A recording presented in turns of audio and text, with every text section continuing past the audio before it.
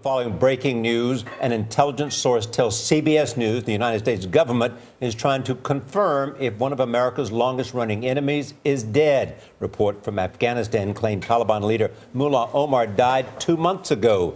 But a Taliban spokesman tells our British partner Sky News that as far as he knows, Omar is still in charge. A spokesman for Afghanistan's president scrambled to hold a news conference this morning. He said his government is also investigating reports of Omar's death. The ally of al-Qaeda has lived in seclusion for many years.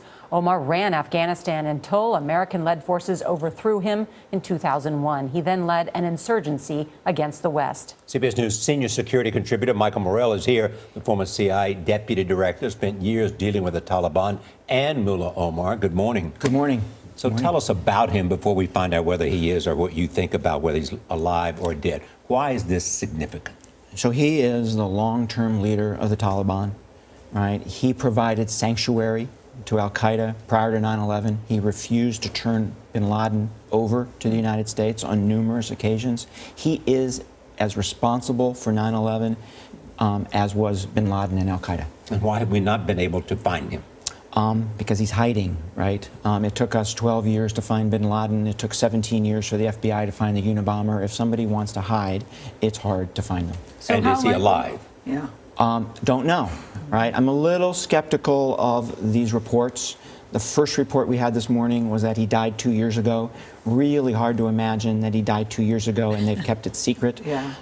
So a little skeptical of the reports, but I think the implications would be pretty significant if he were indeed dead. Well, the Taliban, as you know, is denying that he is dead. Do they normally deny something like this? No, I can't remember a time when they've denied something or lied about one of their senior leaders.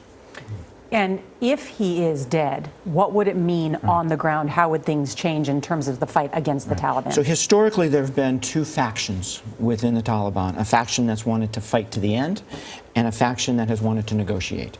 And he has held the group together, and he has been pro-fight, not negotiate.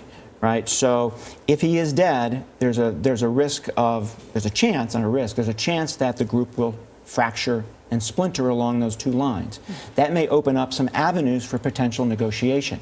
On the other hand, there's a new faction in the last 6 months or so, and that new faction has been people who have wanted to join ISIS. Right? So, and he's held all of those guys together. So his death would also free up some of the guys to form a new group in Afghanistan that would follow ISIS. The story continues. Thanks, Mike. Welcome.